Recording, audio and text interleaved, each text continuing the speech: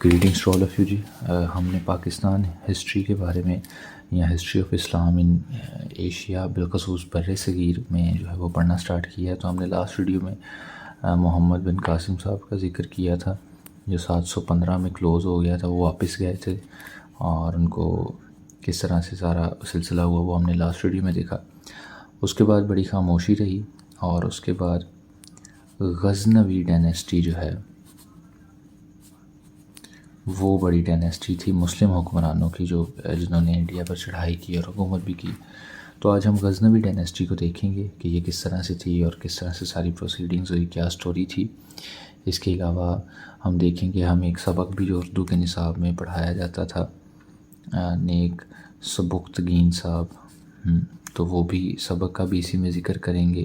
اس کے علاوہ جو سومناتھ کا مندر ڈھایا گیا تھا اس کا بھی ذکر کریں گے, اور جو 17 حملے کیے تھے وہ بھی آج ہم کور کریں گے. تو کوشش کریں گے کہ وہ سارے کویشچنز جو C S S F P S C P P S C میں اکثر ہم سے پوچھے جاتے ہیں وہ سارے آج کور ہو جائیں, ٹھیک ہے, اسی ویڈیو میں غزنوی ڈائنیسٹی کے حوالے سے. تو سب سے پہلے تو اس کا ٹینیور ہے جی کہ اس کا ٹینیور کب تھا جی. تو اس کا ٹینیور تھا جی 977 بعد از مسیح سے لے کر 1186 بعد از مسیح تک انہوں نے جو ہے وہ حکومت کی. تو یہ کس طرح سے تھی پہلے ہم دیکھتے ہیں جی یہ کہاں سے اوریجنیٹ ہوئی. تو پہلے نقشہ بناتے ہیں جی. تو جی یہ ہمارا پیارا پاکستان ہے اس طرح سے, اور یہ آگے جی ہمارا پیارا ہندوستان ہے, ٹھیک ہے.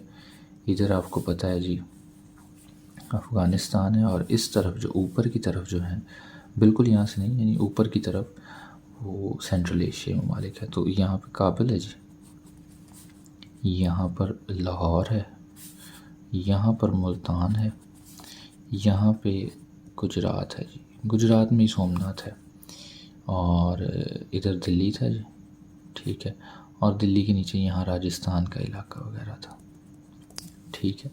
یہاں سینٹرل ایشیا میں دیکھتے ہیں جی. تو سب سے پہلے جب بھی آپ سینٹرل ایشیا کو بنائیں تو درمیان میں ازبکستان بنائیں, ٹھیک ہے. اس کے بعد ادھر تاجکستان بنائیں. تاجکستان کے بالکل اپوزٹ ادھر ترکی سے ترکمانستان بنائیں. تاجکستان کے اوپر جو ہے وہ آپ کرگزستان بنائیں, اور اوپر جو سب سے بڑا ہے وہ قزاقستان بنائیں جی, ٹھیک ہے. تو یہ سینٹرل ایشیا ممالک ہیں جی 5 بڑے.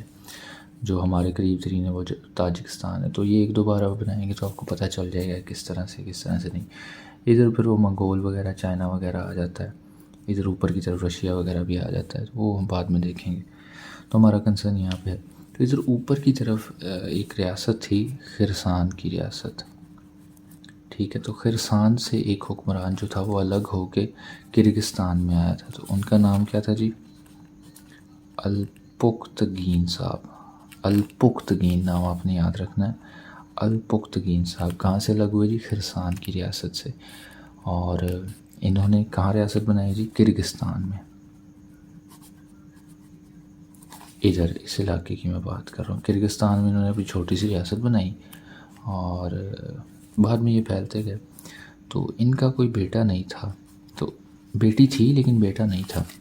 تو انہوں نے کیا کیا جی, انہوں نے ایک سلیو کو, اس دور میں عام بات تھی, تو انہوں نے ایک غلام خریدا اور اسے اپنے بیٹوں کی طرح پالا اور اس کا نام رکھا جی سبکتگین صاحب. اور بعد میں وہ ان کے جو ہے وہ داماد بھی بنے, اور جو لیڈرشپ تھی جو کنگشپ تھی وہ بھی انہیں دے دی گئی, ٹھیک ہے. تو سبکتگین صاحب کے بارے میں وہ نیک سبکتگین سبق آپ کے اردو کے نصاب میں ہے, پتہ نہیں ابھی ہے کہ نہیں. تو اس میں ہمیں بتایا جاتا تھا جی سبکتگین صاحب کے بارے میں کہ وہ ایک بار شکار پر گئے تو انہیں کچھ ملا نہیں جی. تو 2 ہرن کے بچے انہیں ملے تو انہوں نے وہ اٹھا لیے. تو وہ جب تھوڑا سا آگے چلے تو انہوں نے دیکھا پیچھے ہرن آ رہا ہے. تو جب انہوں نے اسے بھگا دیا موقع پر, تھوڑی دور اور گئے تو پھر سے جو اس کی ماں ہرن تھی وہ پیچھے آ رہی تھی. تو اس نے کیا کیا جی, اس نے پھر وہ بچے جو ہے وہ آزاد کر دیے اور کہتے ہیں کہ اسی رات جو خواب میں جو ہے وہ انہیں یہ ہدایت ہوئی جی کہ چونکہ آپ نے بے زبان پہ بڑا ترس کھایا ہے تو اللہ اس کا آپ کو اجر دے گا. تو یہ وہ سبکتگین نیک سبکتگین جو سبق آپ کو پڑھایا جاتا ہے وہ ہے. تو اسی سال میں یا اس سے اگلے سال میں 971 بعد از مسیح میں ان کے ہاں بیٹا پیدا ہوتا ہے جی محمود غزنوی. ٹھیک ہے. اور یہ محمود غزنوی کے نام پر ہی جو ہے وہ یہ اپنی ڈائنیسٹی اپنی سلطنت قائم کرتے ہیں جی. یہ پھر پھیلانا شروع کر دیتے ہیں. یہ چھوٹے چھوٹے وسطی ایشیا ممالک کو جیتنے کے بعد ادھر کابل کی طرف آ جاتے ہیں. تو ادھر کچھ علاقہ وہ جیتتے ہیں پھر آتے ہیں. مطلب وہ جس طرح بادشاہی کا سلسلہ چلتا ہے. تو سبکتگین صاحب نے بنیاد ڈالی تھی جی. ٹھیک ہے. تو کویشچن آتا ہے جی کہ ہو فاؤنڈیڈ دی غزنوی ڈائنیسٹی. تو سبکتگین محمود غزنوی نہیں سبکتگین صاحب. ٹھیک ہے. تو انہوں نے بنیاد ڈالی جی. کب ڈالی تھی جی 977 میں. ٹھیک ہے. تب 9 سال کے تھے محمود غزنوی صاحب. تو ہوا کیا جی ہوا یہ جی کہ 997 میں جب سارا کچھ اچھا چل رہا تھا وہ ادھر حملے وغیرہ کر رہے تھے. 997 میں سبکتگین صاحب جو ہیں وہ فوت ہو گئے. تو فوت ہو گئے تو کیا ہوا جی تو محمود غزنوی صاحب کے ایک بھائی ہی تھے. ان کا نام تھا اسماعیل خان. چچا زاد بھائی وغیرہ جو ہوتے ہیں آپ کو پتہ ہے بادشاہی نظام میں جو ہے یہ بڑا مسئلہ ہوتا ہے.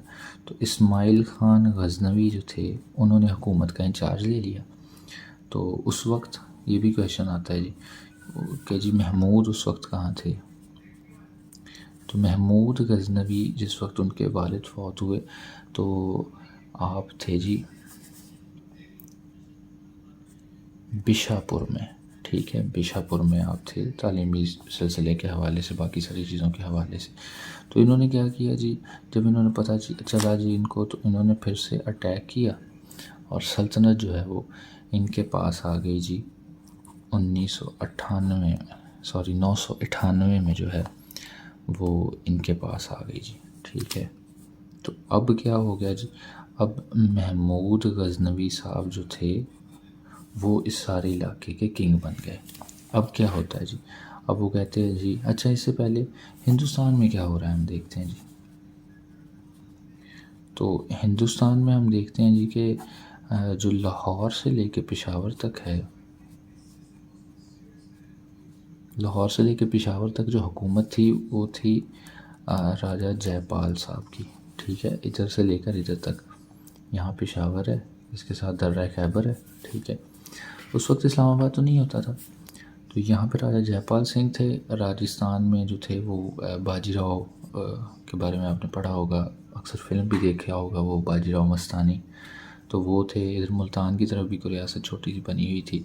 پھر گجرات میں سومناتھ کا مندر تھا. ٹھیک ہے. تو وہ ہم دیکھتے ہیں.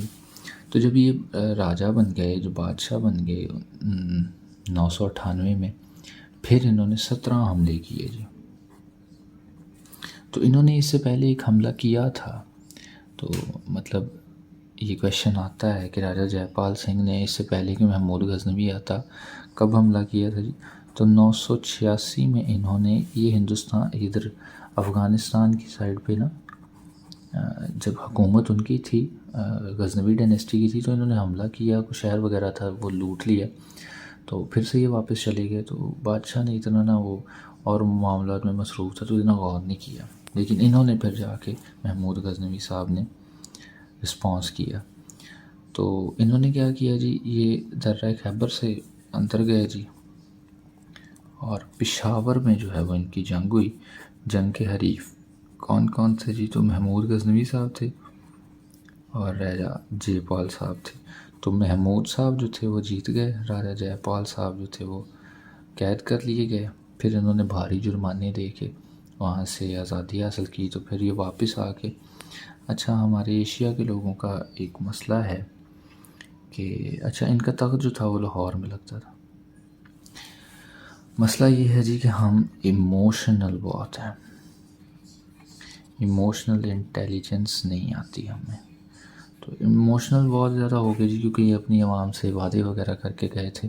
تو انہوں نے لاہور میں آ کے اگنی سمرپن کہتے ہیں ہندی میں، یعنی کہ خود کو جو ہے وہ آگ میں جلوا دیا خود ہی. ٹھیک ہے. تو اچھا یہ جنگ ہوئی کب تھی جی؟ یہ ہوئی تھی سن 1000 میں. یہاں کئی جگہوں پہ سن 1000 بھی آیا، تو آپ نے دیکھ لینا جو آپشن بھی ہو زیادہ محتاط 1001 ہے. ٹھیک ہے. تو یہ پہلا حملہ تھا ہندوستان پر ان کا. انہوں نے آگ لگا دی. تو اس کے بعد کویشچن تھا جی کہ راجا جے پال سنگھ نے اگنی سمرپن لینے کے بعد کون بادشاہ بنا جی؟ اس علاقے کا بادشاہ سو کالڈ چکے وہ ہار چکے تھے، تو سو کالڈ ہی بننا تھا. تو ان کا بیٹا، ان کا نام تھا آنند پال. تو آنند پال جو تھا وہ اس کے بعد وہ راجا ڈکلیئر ہو گیا جی وہاں عوام کی. اچھا تو یہاں تک سٹوری چلی جی. یہ پہلا حملہ تھا جو انہوں نے کیا. آگے ہم دیکھتے ہیں جی. اچھا تو اس کے بعد کیا ہوا جی؟ اس کے بعد انہوں نے باری باری جو ہے وہ کافی سارے حملے کیے. اس کے بعد ایک اور حملہ جو دوسرا ہم کہہ سکتے ہیں دوسرا بڑا حملہ جو تھا وہ تھا جی باجی راؤ صاحب پہ.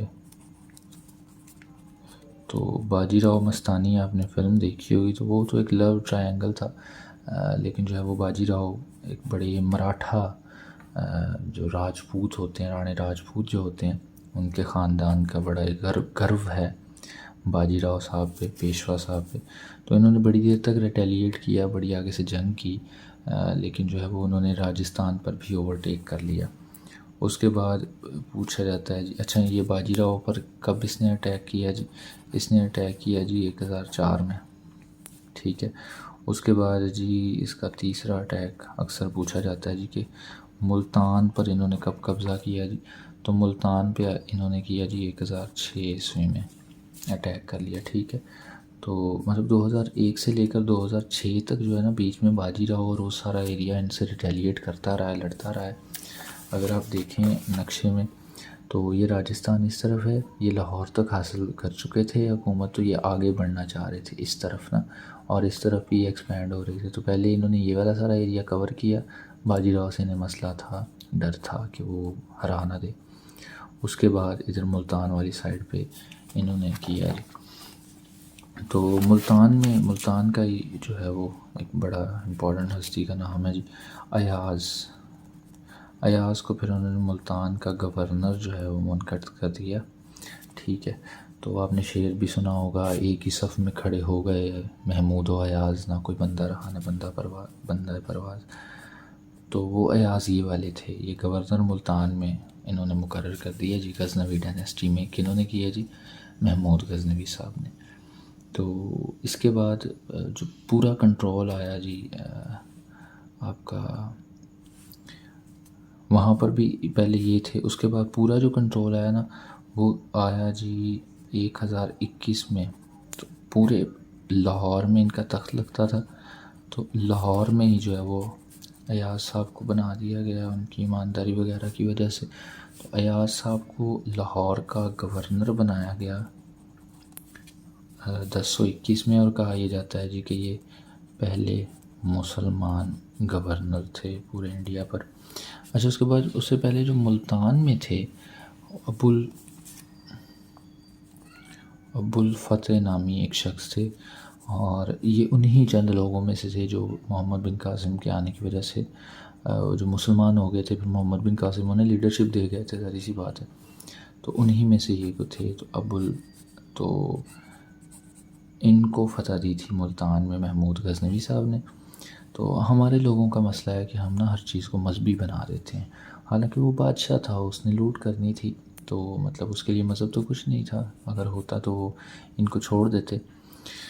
خیر تو ایاز صاحب 1021 میں لاہور کے جو ہے وہ گورنر ہو گئے، بھارت کے پہلے ہندوستان کے پہلے مسلمان گورنر ہو گئے جی. اچھا اس کے بعد کافی سارے حملے ہوتے رہے، ریٹیلیشن ہوتی رہی، سارا نظام ہوتا گیا. ایک جو امپورٹنٹ جو لاسٹ ان کا حملہ تھا وہ تھا گجرات پہ. تو اس وقت ان کی پکڑ بڑی مضبوط ہو گئی تھی. تو سومناتھ میں جو تھا وہ ایک مندر تھا. تو مندر کن کا تھا جی؟ جو لارڈ شیو ہیں، لارڈ شیوا جنہیں وہ بھولے ناتھ بھی کہتے ہیں، ان کا مندر تھا. اور ایسا کمال کا مندر تھا کہ اس میں جو شیولنگ تھا، جو مورتی تھی، جو ریپرزنٹیشن تھی ان کے بھگوان کی، وہ کہتے ہیں کہ وہ ہوا میں معلق تھی. سسپینڈڈ لکھ دیتے ہیں، یعنی کہ اس طرح سے اگر کوئی کمرہ ہوتا ہے، اس کے درمیان میں کوئی چیز لٹک رہی ہو بغیر کسی سہارے کے، تو ہم کہتے ہیں کہ یہ معلق ہے، یہ سسپینڈڈ ہے. تو اس طرح سے لارڈ شیو کی جو مورتی تھی وہ اس طرح سے سارے چیمبر میں سسپینڈڈ تھی. تو ان کو بڑی ساری آفرز کی گئی جی کہ آپ ہم سے اتنا سونا لے لیں، اتنے جواہرات لے لیں، ہمارے مندر کو نہ ڈھائیں. لیکن انہوں نے ایسا نہیں کیا اور جو ہے وہ مندر کو جو ہے وہ شہید کر دیا. اور اچھا، اکثر جو پاکستان میں جو ہے اس کو بطور ایک ہیرو مانا جاتا ہے، ٹھیک ہے، لیکن اگر آپ سول سروسز میں آ رہے ہیں یا آپ ایک ذمہ دار پوسٹ پہ جا رہے ہیں تو شاید آپ مجھ سے اتفاق نہ کریں، آپ کے اپنے گراؤنڈز ہیں، لیکن میں ضرور آپ کو بتانا چاہوں گا کہ کسی کی عبادتگاہ کو گرانا جو ہے وہ اچھا نہیں ہوتا. تو اگر آپ اسی مینٹیلٹی کے ساتھ کہیں تو پھر تو بابری مسجد کی مسماری جو تھی وہ بھی مطلب ٹھیک تھی، مطلب وہ ان کے ہیرو ہوئے جنہوں نے اس کو ڈھایا ہے. اسی طرح ریسنٹلی جو پاکستان میں جو چرچز جو تھے، جو کلیسیاں تھیں، ان کو جلایا گیا، تو پھر اس مینٹیلٹی سے وہ بھی ٹھیک تھے اگر مندر کو گرانا ٹھیک تھا. اسی مینٹیلٹی کے ساتھ اگر ہم کہیں جو پوری دنیا میں اسلامو فوبیا ہوتا ہے تو اس کے بارے میں بھی چیزیں ٹھیک ہے.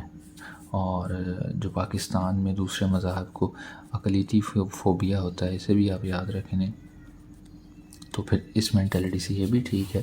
تو اگر آپ سے کوئی ذمہ دار شخص پوچھے کہ سومناتھ کا مندر گرانا ٹھیک تھا یا نہیں، تو وہ ٹھیک نہیں تھا. کسی کی عبادتگاہ کو ہم اس طرح سے نہیں کر سکتے، ٹھیک ہے.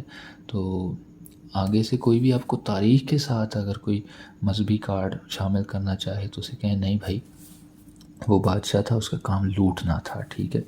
تو وہی کام ہوا جی. اسے انفارمیشن تھی کہ اس مندر میں جو مورتی ہے اس میں بڑا زیادہ خزانہ ہے. تو یہ پہلے کوشش کرتے رہے جی.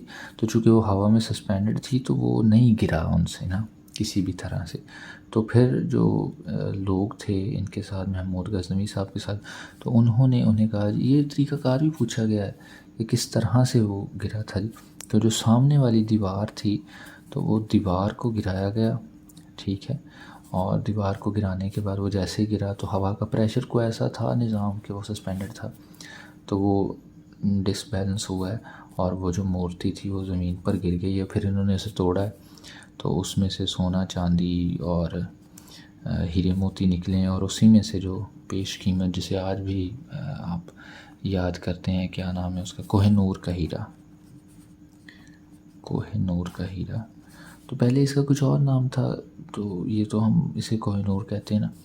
تو وہ ہیرا نکلا تو وہ اتنا خوبصورت تھا کہ اسے لینے کے بعد، اچھا یہ سارا کام کب ہو رہا ہے، ہم نے تاریخ اس کی دیکھنی ہے. تو کچھ کتابوں میں 1024 لکھا ہوا ہے، لیکن زیادہ میں 1026 لکھا گیا ہے، ٹھیک ہے. اور جو کی آتی ہے کمیشن کی طرف سے، اس میں بھی جب یہ کویشچن آیا تھا تو اس کا آنسر 1026 تھا. 1026 جو ہے وہ واقعہ ہے سومناتھ کا مندر جو ڈھایا گیا تھا، تو 1026 میں ہوا تھا. تو کوہ نور ملا تو پھر یہ واپس چلا گیا جی، ٹھیک ہے. یہاں تک اپنی لوٹ وغیرہ کر کے سارا سامان اپنے ساتھ لے کے. اچھا یہ مذہبی بات نہیں ہے، ٹھیک ہے، تو مذہب کو اس سے علیحدہ رکھیں، ٹھیک ہے. تو یہ واپس چلا گیا. تو پھر کیا ہوا جی، ہاں، تو وہاں پر پھر اس کے بعد کچھ دیر بعد جو ہے وہ 1030 میں یہ فوت ہو گئے جی، ٹھیک ہے. اور پھر ان کے بعد مسعود صاحب بنیں گے جی، مسعود غزنوی. تو اس سے پہلے ہم دیکھ لیتے ہیں جی کہ ان کے لقب کیا کیا تھے، ان کو القابات کون کون سے دیے گئے تھے. تو سب سے پہلے تو انہیں کہا جاتا تھا جی یمن الدولہ. اور یہ پوچھا بھی گیا ہے کہ یہ کن کی طرف سے تھا. تو پہلے ہم نے دیکھا جی کہ امیہ ڈائنیسٹی تو ختم ہو گئی تھی، تو عثمانی ڈائنیسٹی جو تھا وہ چل رہی تھی، تو عثمانی ڈائنیسٹی کی طرف سے ان کو لقب دیا گیا یمن الدولہ، اسی کوشش میں کہ ہم اپنا مذہبی کارڈ اس میں شامل کریں۔ پھر اس کے بعد جو ہے اسے بت شکن بھی کہا جاتا ہے، بت شکن بھی کہا جاتا ہے۔ اس کے بعد انہیں ایک ان کا اچھا لقب ہے، اس کا بھی ہم ذکر کرتے ہیں، وہ ہے جی کڈنیپر آف اسکالرس۔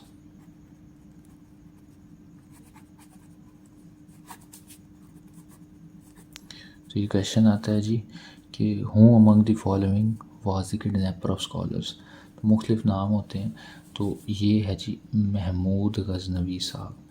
تو یہ کس وجہ سے کہا جاتا ہے جی کہ یہ دیکھتے تھے بھی انڈیا میں کوئی بھی جو زیادہ سمجھ بوجھ والا شخص ہوتا تھا تو یہ پہلے اسے آفر کرتے تھے، کوئی بھی سیلری پیکج دیتے تھے کہ آپ میرے علاقے میں آئیں جی اور میرے بچوں کو اور ہمارے علاقے کو جو ہے وہ پڑھائیں، تو اگر وہ نہیں مانتا تھا تو پھر اسے اٹھوا لیا کرتے تھے، تو فورسفلی اس سے جو ہے وہ کام لیا کرتے تھے۔ تو یہ ایک جو ہے وہ اپنے علاقے میں ترقی کا راز وہ جانتے تھے کہ تعلیم ہی ہے، تو اس وجہ سے یہ سارا سلسلہ تھا، تو یہ ان کے القابات تھے۔ اس کے بعد جی ان کے دور میں جو بڑے نام ہیں، سب سے پہلے جو اسکالرز بڑے ہیں، تو سب سے پہلا نام جو ہے وہ البیرونی کا ہے۔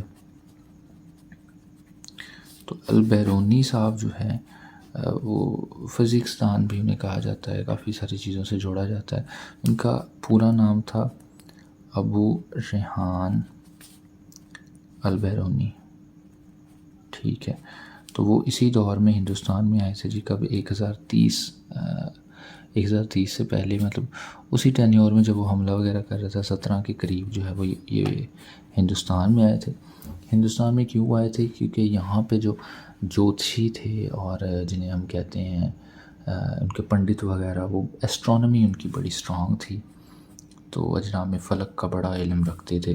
تو آج بھی جو ہے وہ اپنا لوگوں کی جو کنڈلی لکھتے ہیں اور ان کے پاس ایک نکشتر ہوتا ہے، اس میں مختلف چیزیں ہوتی ہیں، تو کسی بھی پنڈت سے آپ پوچھیں جی کہ اگلا سورج گرہن کب ہوگا، تو وداؤٹ اینی ٹیکنالوجی وہ دیکھ کے اپنے وہ کیلنڈر وغیرہ سے تو وہ بتا دیتے ہیں کہ جی فلاں ڈیٹ کو جو ہے وہ اگلا سورج گرہن ہوگا اور چاند، تو مطلب اتنا ایڈوانس تھا بھارت کی اسٹرانومی۔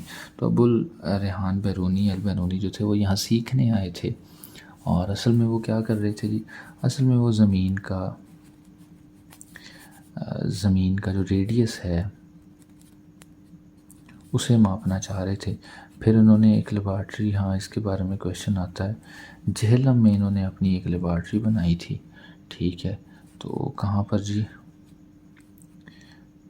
پنڈ دادن خان جو ہے وہ جہلم کے قریب ہے، اس سائڈ پر ہے، تو وہاں پر انہوں نے جی اپنا ایکسپیریمنٹ کیا، اور ہندو پنڈت اور ہندو لوگ جو تھے ان سے سیکھتے رہے کافی عرصہ۔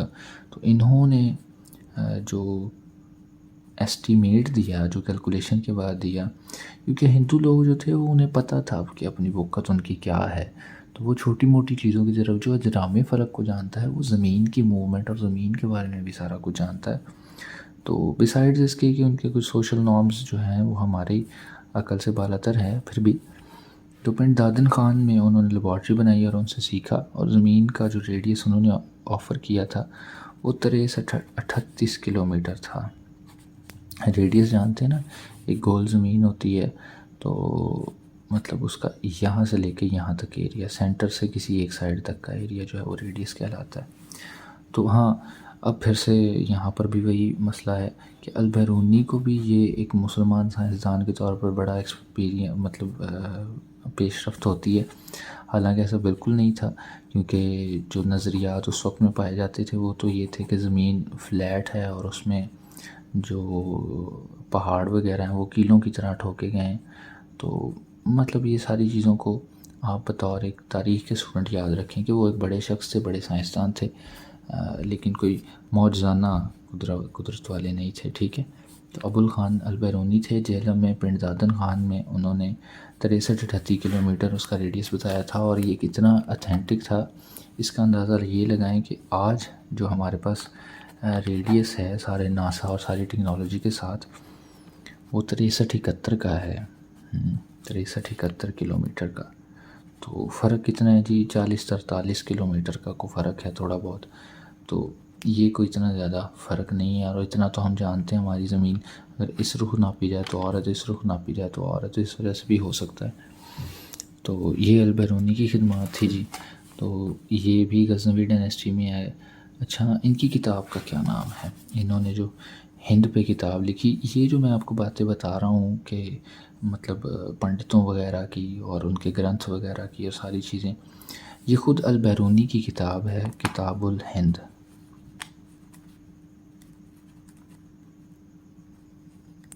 کتاب الہند ہے، تو اگر آپ کو وقت ملے تو یہ جو ہماری پنجاب یونیورسٹی کی لائبریری ہے وہاں پر اردو میں بھی موجود ہے، تو میں نے ایک بار پڑھی تھی، تو وہاں سے آپ حاصل کر سکتے ہیں۔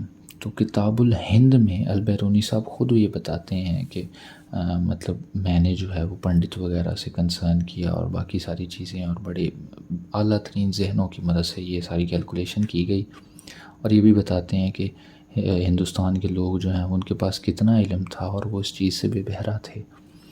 تو اس کے علاوہ آپ اگر دیکھیں گے البیرونی کی خدمات میں، تو وہاں پر کوئی بھی مذہب کارڈ نہیں ہے، یہ بڑے شخص کی نشانی ہوتا ہے۔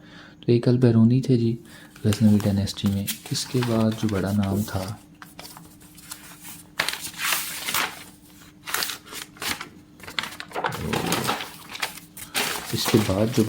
تھا، وہ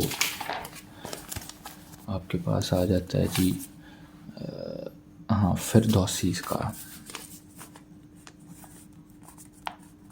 تو فردوسی ایک اور بڑا نام تھا صوفی بزرگان میں ہی۔ تو فردوسی نے کیا کیا تھا جی؟ اسی دور میں آئے تھے، تو انہوں نے شاہ نامہ لکھا تھا۔ اچھا، شاہ نامے دو ہیں، مطلب کتابوں کے بارے میں آپ کو بڑا محتاط ہونا چاہیے۔ تو ایک ہے شاہ نامہ اسلام۔ تو شاہ نامہ اسلام جو ہے یہ حفیظ جلندری صاحب نے لکھا تھا۔ حفیظ جلندری وہ جن کا وہ ملی نغمہ ہماری نصاب میں بھی شامل ہوتا ہے۔ تو شاہ نامہ اسلام نہیں، صرف شاہ نامہ، تو یہ فردوسی صاحب نے لکھا تھا، اور جو اور بھی تصانیف ہے امپورٹنٹ یہی وہ پوچھتا ہے۔ اس کے بعد اچھا، تو محمود صاحب فوت ہو گئے جی 1030 میں، کوہ نور کا ہیرا لیے ہوئے، ٹھیک ہے، مندر پر ظلم کرنے کے بعد۔ اس کے بعد جی مسعود صاحب، مسعود غزنوی جو ہے وہ، ان کے بیٹے جو ہیں وہ بنے ہیں شاہ، تو یہ 1030 سے 40 تک رہیں گے۔ تو ان کے دور میں کوئی خاصی پیش رفت نہیں ہوئی، مطلب یہ اپنے باپ جیسے وہ نہیں تھے کمپیٹنٹ۔ ویسے بھی اکثر کہا جاتا ہے کہ اگر کسی صحن میں کہتے ہیں کہ ایک بڑا درخت ہو تو اس کے سائے میں جو اگنے والے درخت ہیں وہ کبھی بھی اتنے بڑے نہیں ہوتے کہ اس بڑے درخت کو سے زیادہ بڑھ سکیں۔ تو وہی کیس یہاں پہ ہوا ہے کہ محمود غزنوی صاحب جیسا بڑا شخص، ایک کامیاب بادشاہ جو ہے، مطلب ان کے ہاں جو ان کی اپنی اولاد تھی، اپنی اولاد کو اس طرح سے نہیں سکھایا جا سکتا، تو وہ اتنی زیادہ بڑی لیڈر نہیں بن سکی۔ تو مسعود غزنوی صاحب کو اوورآل اگر ہم ان کی خدمات دیکھیں تو کوئی بڑا کام نہیں کیا، بلکہ اپنے باپ کی فتوحات کو بھی ضائع کیا ہے۔ خیر، ان کے دور میں کوئی کام نہیں ہوا، تو اس کے بعد جو بادشاہ آخری بنے، اچھا ہاں ایک اور امپورٹنٹ نام ہے داتا صاحب۔ اکثر جو ہے داتا صاحب، یہ داتا علی حجویری، حضرت گنج شکر، پورا ان کا جو لقب ہے وہ ہے جی حضرت گنج بخش علی حجویری۔ تو ان کو آپ کہہ سکتے ہیں کہ یہ صوفی بزرگ تھے، ان کی خالصتاً تعلیمات جو ہیں وہ اسلام کے حوالے سے اور اسلام کی پیش رفت کے حوالے سے، لیکن وہ جو البیرونی کو ریلیٹ کرتے ہیں تو وہ مطلب اتنا اچھا نہیں ہے۔ وہ حضرت گنج بخش علی حجویری جو ہیں وہ اسی دور میں آئے۔ کب آئے جی؟ 1035 میں آئے، اس کے دور میں ہی کہیں آئے۔ تو حجویری سے ان کا تعلق تھا۔ ان کا اصل نام تھا جی، یہ اکثر پوچھا جاتا ہے، علی بن عثمان، علی بن عثمان ہی ہمیں کتابوں میں ملتا ہے، باقی تو نہیں ہمیں پتہ۔ علی بن عثمان ان کا سیدھا نام تھا۔ حضرت گنج بخش علی حجویری جو ہے ان کا لقب تھا، اور ان کی تاریخ پیدائش جو ہے وہ 1009 سے 1071 تک یہ زندہ رہے، اور ہندوستان میں انہوں نے اسلام کی تبلیغ کے لیے بڑا کام کیا۔ ان کی کتاب جو ہے کشف المحجوب، کشف المحجوب جو ہے یہ تصوف کے بارے میں ہے۔ صوفی تھے نا، تو وہ صوفیوں کے جو ہے وہ اچھا، انہوں نے ایک اور بھی کاوش کی تھی۔ انہوں نے کہا تھا جو ان الحق کا جو دعوے دار لوگ ہوتے ہیں نا، انہوں نے ان میں اور جو ہندو تھے اس وقت کی، ان میں ایک سمیٹری پیدا کرنے کی کوشش کی تھی کشف المحجوب کی۔ یا پڑھیں گے آپ کو بڑا مزہ آئے گا۔ تو انہوں نے کہا تھا جی کہ جس طرح ان الحق کا یہ دعویٰ ہے کہ ہر چیز میں اللہ ہے، تو میں بھی اللہ ہوں، وہ بھی اللہ ہے، اس قلم میں بھی اللہ ہے، تو اسی طرح ہندو جو ہیں ان کے ہاں ہر چیز کا خدا ہے، تو وہ بھی اصل میں ان الحق کے دعوے دار ہیں، ٹھیک ہے۔ تو انہوں نے بڑے اچھے طریقے سے، بہت سارے اور بھی پوائنٹس ہیں، تو ضرور پڑھیے گا اگر آپ کو میسر ہو کشف المحجوب۔ تو یہ علی حجویری صاحب کے بارے میں جی، کشف المحجوب لی انہوں نے، اور 1035 میں آئے، حجویری سے آئے۔ داتا صاحب کا لاہور میں ان کا ہے، اور شریف ہوتا ہے۔ تو ہاں بس جی ان کے بارے میں یہی ہے۔ اس کے بعد آخری حکمران جو ہیں اس ڈائنیسٹی کے، تو وہ کب تھے جی؟ تو آخری جو تھے ان کا نام ہی صرف یاد رکھنا ہے، خسرو ملک صاحب تھے آخری حکمران۔ تو آخری حکمران تھے جی 1186 تک۔ تو 1186 میں خسرو ملک صاحب کے بعد بھی جی یہ حکومت جو ہے وہ مختلف دوسرے لوگوں میں جو ہے وہ بٹ گئی، مختلف لوگوں نے لے لی۔ ان کے اندر خود بھی بہت سارے مسئلے پیدا ہو گئے، چونکہ جب بیٹوں کی تعداد زیادہ ہوتی تھی وہ آپس میں اقتدار کے لیے لڑتے وغیرہ تھے۔ تو خیر ان میں جو بنیادی جو ذکر کرنے والی پرسنالٹی تھی، جو واقعتاً پرسنالٹی تھی، وہ محمود غزنوی صاحب کی تھی۔ تو بیسائڈز ان کے سارے ایسی فتوحات جو ہمیں مناسب نہیں بھی لگتی ہیں، مناسب لگتی بھی ہیں، ٹھیک ہے، تو ہم ان کو ایک بڑا لیڈر کہتے ہیں جی، انہوں نے جو کہ حکومت کی، اور حکومت کے معاملے سنبھالنا اتنے آسان نہیں ہوتے۔ تو سومناتھ کا ہم نے ایک بار ہم سارا ریویو کرتے ہیں، تو اگلی بار آپ دیکھیں تو آپ نے صرف یہ لاسٹ والے 4 منٹ ہی دیکھنے، 3-4 منٹ ہی ریویژن کے لیے۔ تو غزنوی ڈائنیسٹی ہے جی 977 سے 1188 تک ہے۔ محمد بن قاسم کے بعد یہ بڑی پروسیڈنگ تھی اسلام کی ہندوستان میں۔ تو الپختگین جو تھا وہ خراسان ریاست سے الگ ہوا جی، کرگستان میں اس نے اپنی ریاست بنائی چھوٹی سی۔ ان کا کوئی بیٹا نہیں تھا، انہوں نے ایک غلام خریدا سبکتگین نام، اور اسے اپنے بیٹے کی طرح پالا، اسے لیڈرشپ سکھائی، اسے لڑنا سکھایا، اور اپنی بیٹی بھی انہیں سے بیائی اور کنگ شپ بھی انہیں کو دے دی۔ تو ان کے بارے میں جی نیک سبکتگین کا وہ سارا سبق ہے، وہ ہرنوں کا واقعہ ہے، تو وہ آپ سارے جانتے ہیں، وہ اتنے امپورٹنٹ نہیں ہے، وہ صرف ریلیٹ کرنے کے لیے۔ تو محمود غزنوی کے بیٹے تھے جی، وہ کب پیدا ہوئے جی؟ وہ ہوئے جی 971 میں پیدا۔ فوت کب ہوئے جی؟ فوت ہوئے جی 1030 میں فوت ہو گئے جی، ٹھیک ہے۔ تو یہ ساری پروسیڈنگ اس طرح سے چلتی ہے۔ تو اس کے بعد کیا ہوتا ہے جی؟ اس کے بعد ہوتا یہ ہے جی کہ 997 میں سبکتگین فوت ہو جاتے ہیں، اور اسماعیل خان غزنوی جو ہیں وہ اقتدار لے لیتے ہیں۔ محمود غزنوی بشا پور میں تھے تب، تو وہ اٹیک کرتے ہیں، تو 98 میں وہ پوری ریاست کے اقتدار میں آ جاتے ہیں۔